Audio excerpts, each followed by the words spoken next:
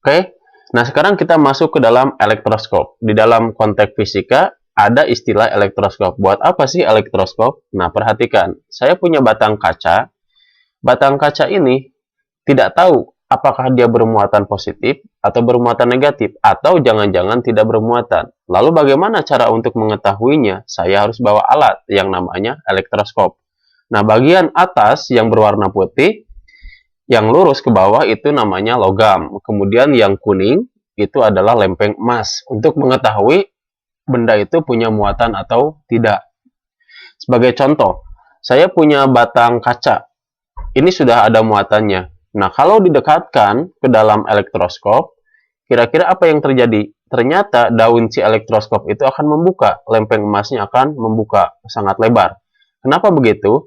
Nah, karena pada dasarnya si elektroskop ini bermuatan netral, ketika didekati oleh benda yang bermuatan, maka ujung atas akan memiliki muatan yang berlawanan dengan muatan benda. Contoh, kalau di sini muatannya adalah positif, maka ujung atasnya akan bermuatan negatif. Ujung bawahnya itu akan bermuatan positif.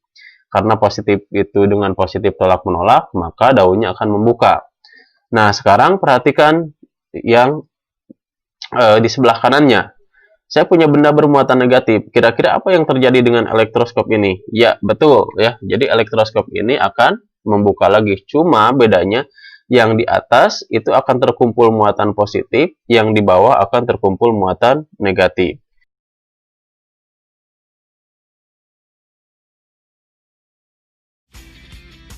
Assalamualaikum warahmatullahi wabarakatuh. Di video kali ini kita akan membahas materi IPA kelas 9, yaitu tentang hukum Coulomb.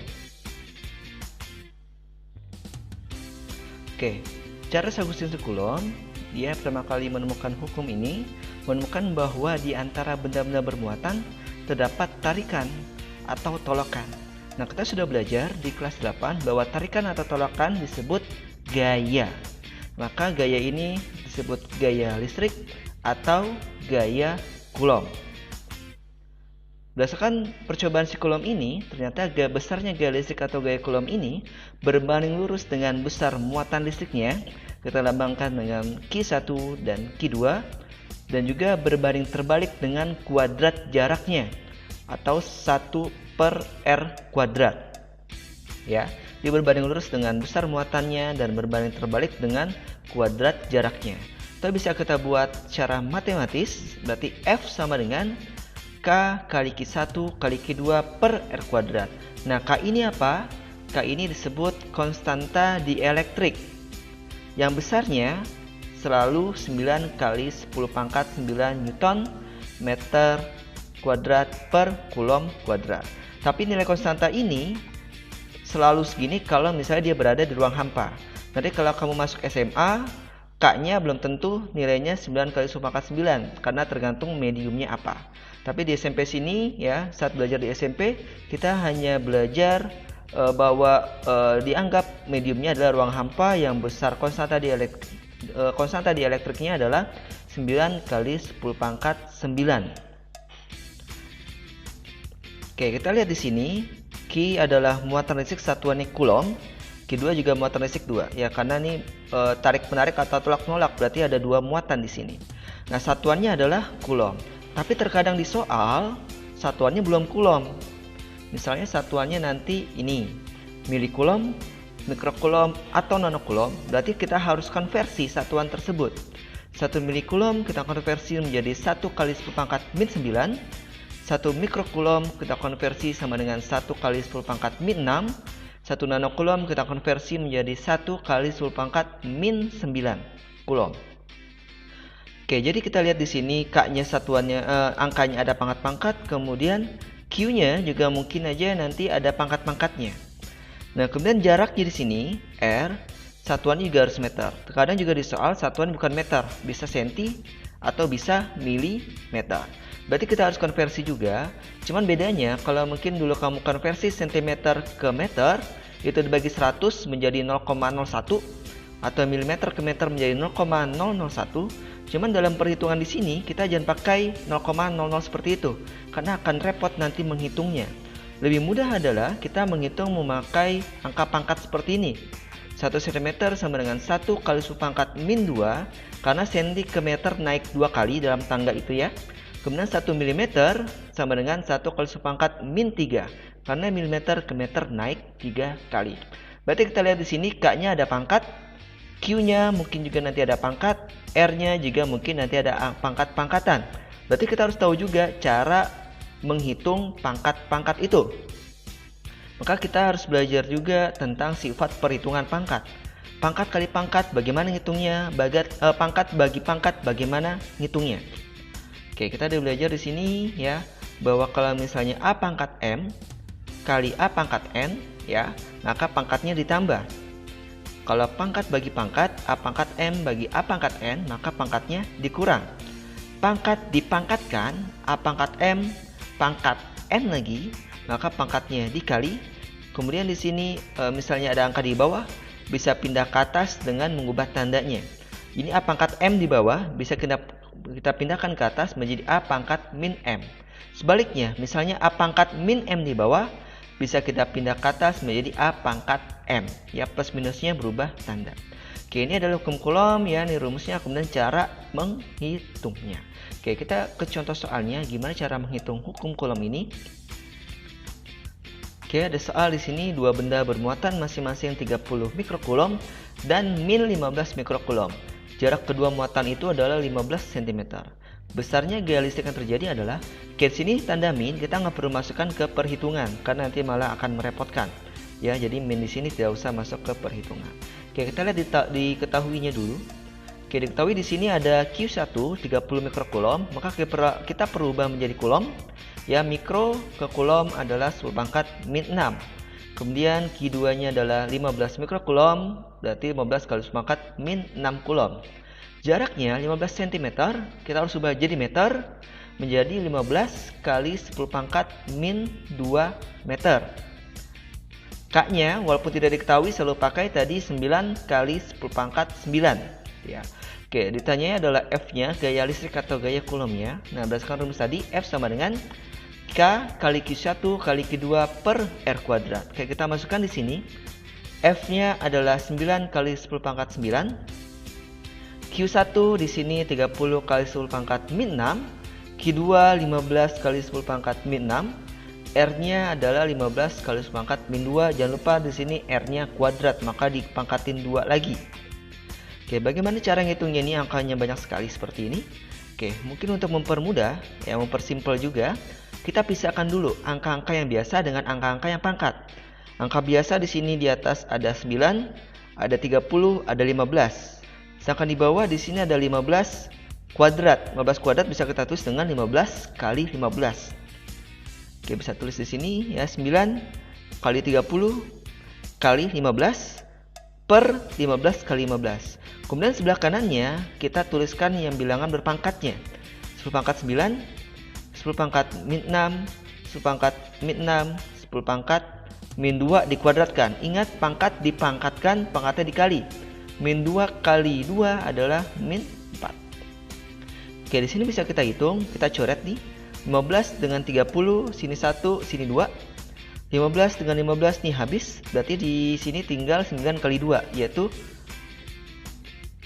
18. Nah, kemudian di sini angka di atas 10 pangkat 9 kali 10 pangkat min 6 kali 10 pangkat min 6. Ingat, pangkat kali pangkat, pangkatnya tinggal ditambah saja. Karena sini min, maka bisa kita tulis jadi 10 pangkat 9 kurang 6 kurang 6. Maka 10 pangkat min 3.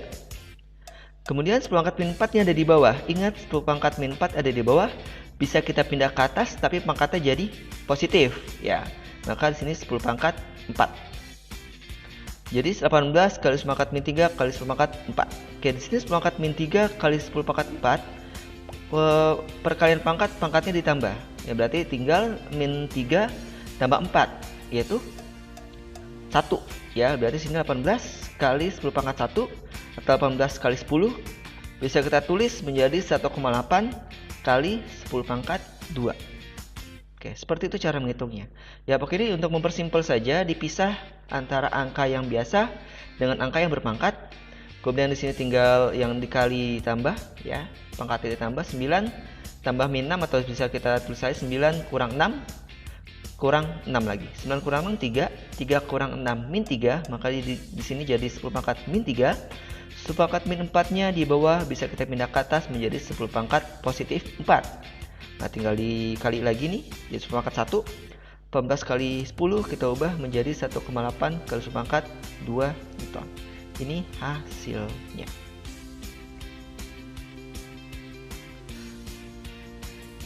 Kemudian nanti untuk hukum Coulomb, variasi soalnya bisa aja menjadi seperti ini.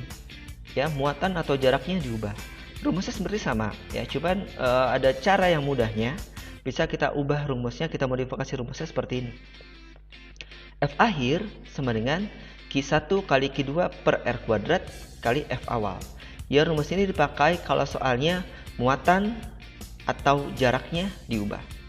Oke, di sini saya tandain kurung, karena yang dimasukkan di kurung ini adalah, saya sebutnya adalah rasio atau berapa kali perubahannya.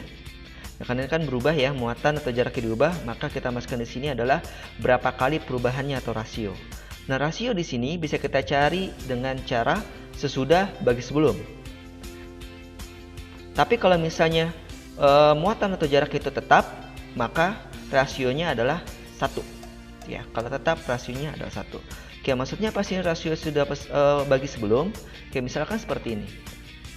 Misalnya muatannya awalnya 2 berubah jadi 4. Maka berapakah rasionya? 2.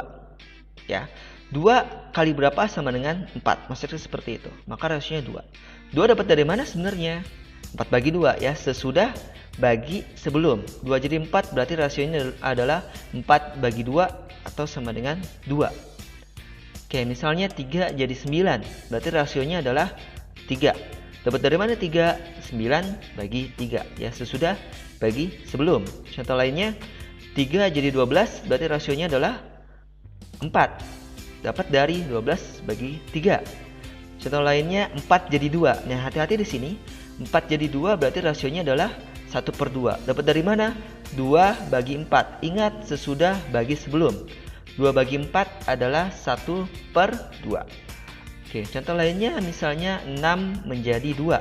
Berarti rasionya adalah 1/3 dapat dari 2/6. Ya, sesudah bagi sebelum. Contoh lainnya misalnya 9 menjadi 7. Maka rasionya adalah, ya, sesudah bagi sebelum. Berarti 7/9. Itulah cara untuk mencari rasio, ya. Jadi rumus ini dipakai kalau soalnya muatan atau jaraknya diubah. Oke, kita lihat contoh soalnya. 2 muatan listrik Q1 sama dengan plus Q dan Q2 sama dengan min 3 Q yang terpisah sejauh R mengalami gaya tarik-menarik dengan gaya listrik sebesar 3 Newton. Jika muatan listrik diubah, nah berarti ini jarak diubah pakai rumusnya tadi, menjadi Q1-nya menjadi plus 2 Q, Q2-nya menjadi min 4 Q, serta Q2-nya dijauhkan jarak menjadi 2R, maka gaya listriknya menjadi, oke, kita tulis dulu apa yang diketahuinya. Nah, Q1-nya lihat, awalnya plus Q, berarti maksudnya plus 1 Q, berubah menjadi plus 2 Q. Berarti rasionya adalah sesudah bagi sebelum. 2 bagi 1 sama dengan 1. Nah, berarti Q1-nya adalah 2. Q2-nya awalnya min 3 menjadi min 4. Nah, minnya tadi nggak usah dimasukin, ya. Min 3 menjadi min 4 berarti rasionya adalah sesudah bagi sebelum. Berarti Q2-nya adalah 4/3.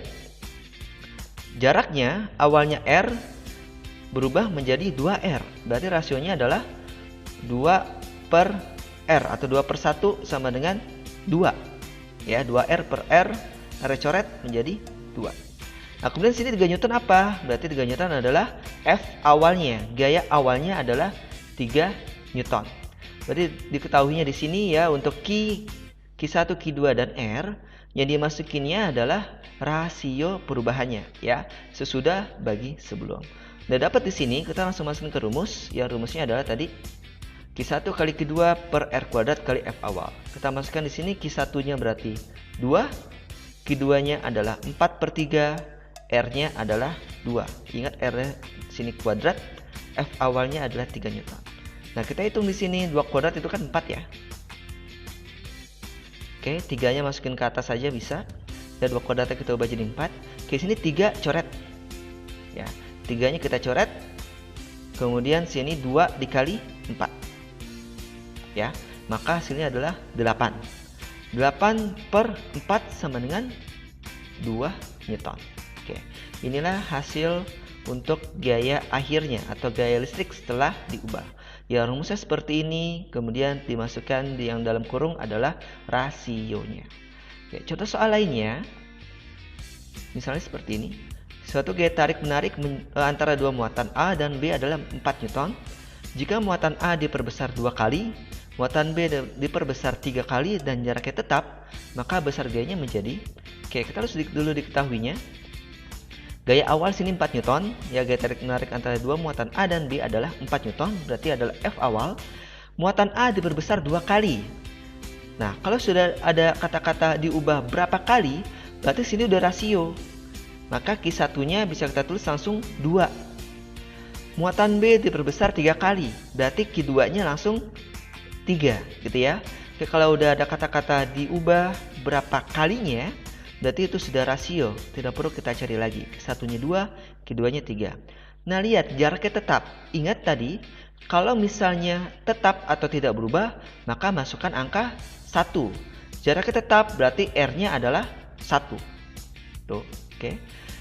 Sekarang kita langsung menghitung, masukin ke rumus. Oke, Q1-nya 2, Q2-nya 3, R-nya 1, F awalnya 4. Oke, tinggal kita hitung. 2 kali 3, 6. 6 bagi 1, 6. 6 kali 4, 24 Newton. Inilah hasil dari gaya listrik setelah muatannya diubah. Oke, demikian materi tentang hukum Coulomb. Semoga bermanfaat. Kurang lebihnya mohon maaf.